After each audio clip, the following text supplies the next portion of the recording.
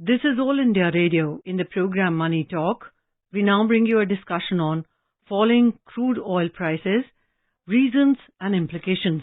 The participants are Subhomoy Bhattacharjee, Economic Analyst, and Anubha Rohatgi, AIR Correspondent. Mr. Bhattacharjee, when we talk about international crude oil prices, we speak of Brent crude and WTI crude. Now, my very first and basic question to you is, what is meant by Brent crude and WTI crude, and which matters the most to India? As you can see, or rather the best way to explain this is that just as when we look at, say, the production of rice, somebody goes to the market, then that person would typically be knowing about one or two varieties, and those become the benchmark qualities. Similar sort of thing happens for crude. If one looks at the type of crudes in the world, there are about 150 to 200 varieties. Why are there so many? Because they depend on the type of well from where the crude is being extracted. Each well has a particular density, viscosity, little bit of differences in the chemical structure among the crude that is coming out.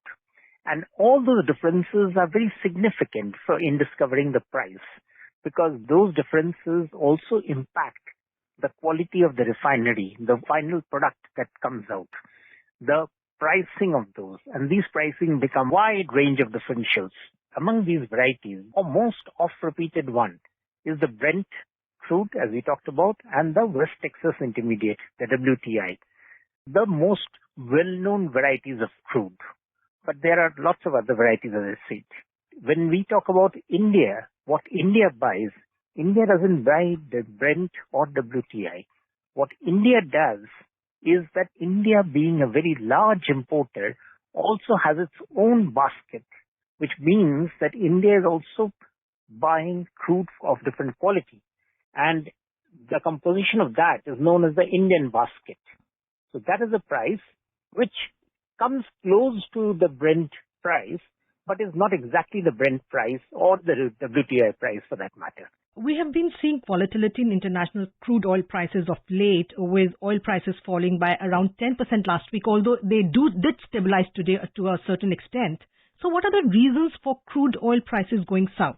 Crude prices are a very good indicator of whether the economy, the domestic economy of any country, or the global economy, how it's performing.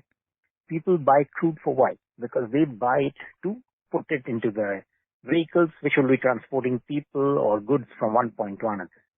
So if an economy is doing well, obviously the demand for crude to be refined into petrol, diesel, aviation turbine fuel and so on will rise. Correspondingly, if the economy is not doing well, or if the global economy is not doing well, then the prices start softening up, because then the demand for the crude comes down. What has happened is that during the COVID time, prices of crude fell very sharply.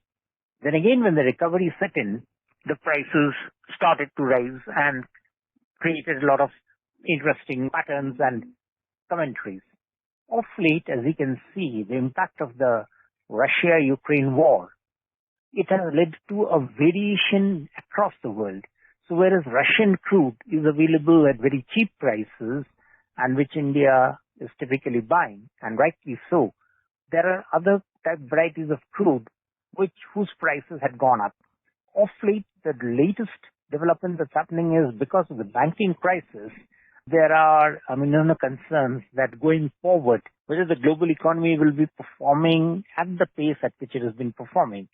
So those who are buying the crude in different countries, and these are obviously bought in large quantities, entire shiploads at a time, they are wondering that whether they should buy now or whether they should wait a bit later, because the portents are looking slightly wobbly at this stage.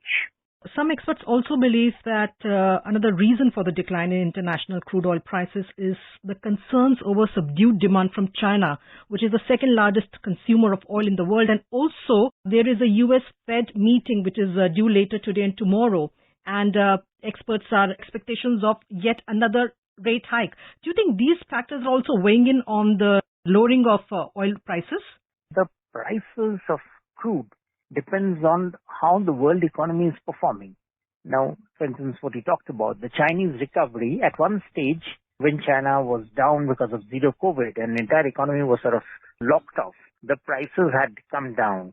Now when the China has gone out of zero COVID and has allowed all its ports to operate at full capacity, demand has risen. But offsetting that is the fact that the US Fed and along with that all the other central banks, including the Reserve Bank of India, are raising the rates of interest. When they raise the rates of interest, what that means is they're essentially saying that there's too much of inflation in the world economy, in the respective economies, and they want the prices to cool off. And that would mean that they're essentially sort of steering their respective economy towards a less demand.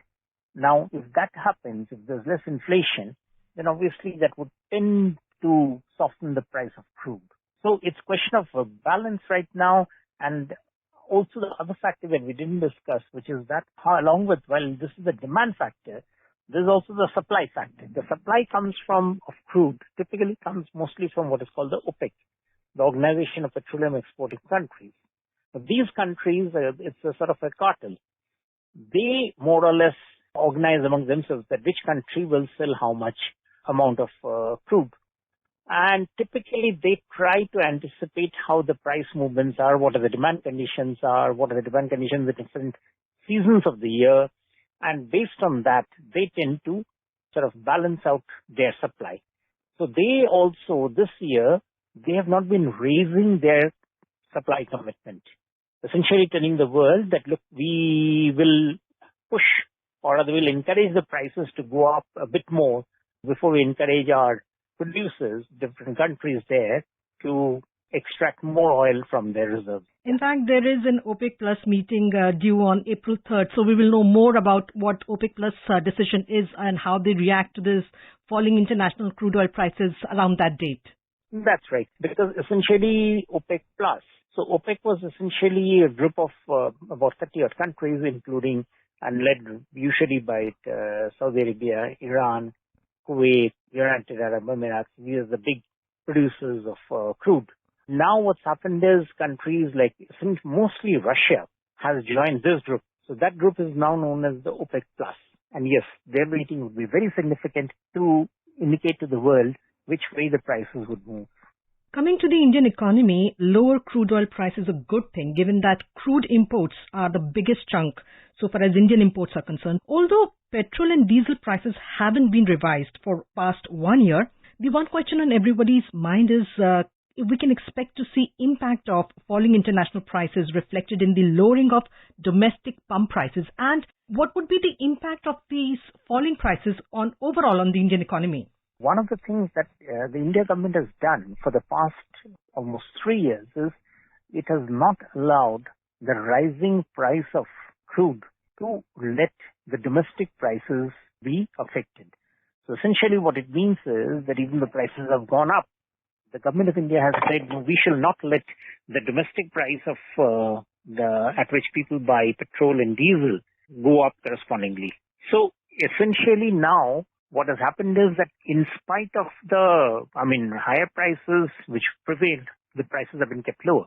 Now when the prices have been kept lower, then that means after all, how does the price being, who's supplying these products? The products are being supplied by companies which are the oil marketing companies, notably Indian Oil Corporation, HPCL and BPCL, the three major oil marketing companies, and to some extent some of the private sector companies also. Now, what happens is that these companies had actually suffered a loss because they had been buying crude at high prices, but selling them at correspondingly lower prices. Now, as you said, the price of crude, if it comes down in the international market, then that is a chance for them to recoup their losses. They do so they will not leave any space for the pump prices to come down. Also, there are two other factors here. When that loss was happening to these oil marketing companies, and remember these companies are all owned by the government, who was ultimately paying for those losses? It was the government. And when we say the government, what does that mean? That means the general taxpayers again. From our tax revenues, we were defraying the losses.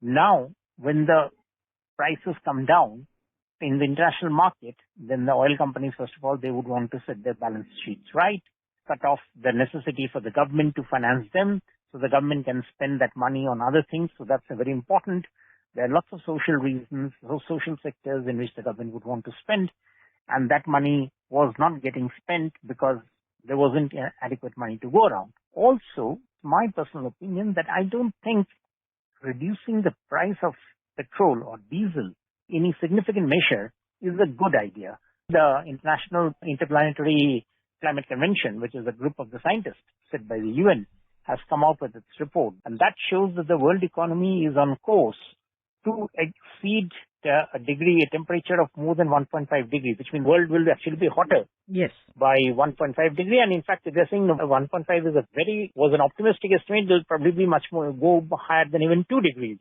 In that sort of circumstance, we obviously don't want to encourage the consumption of petrol and diesel, and rather, as the India government has rightly said, we would want to move towards electric vehicles, alternative forms of energy, what we are talking about life, that is sustainable consumption. So in that sort of circumstances, it's not a very good signal to reduce prices to revive the sale of petrol or diesel-driven vehicles.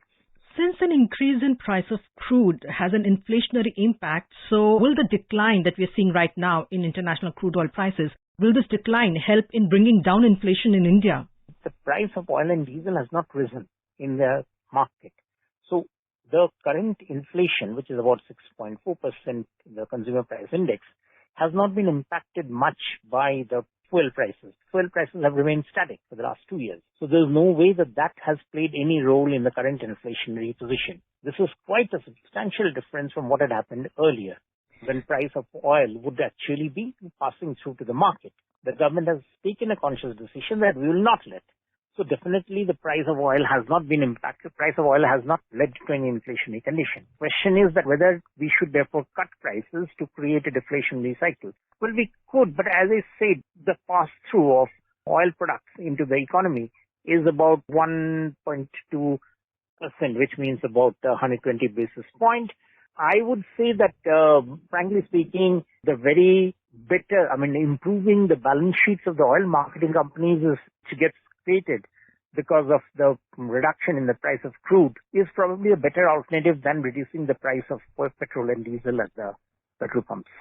Falling crude prices also means that it could lower India's current account deficit. So do you think this is the right opportunity for India to stabilize its current account deficit and fiscal deficit? That is, of course, a very big thing, that the price of oil coming down, the import bill coming down definitely does help India, because it's the current account deficit, which has been hovering at around 3%, will now not really be at that level.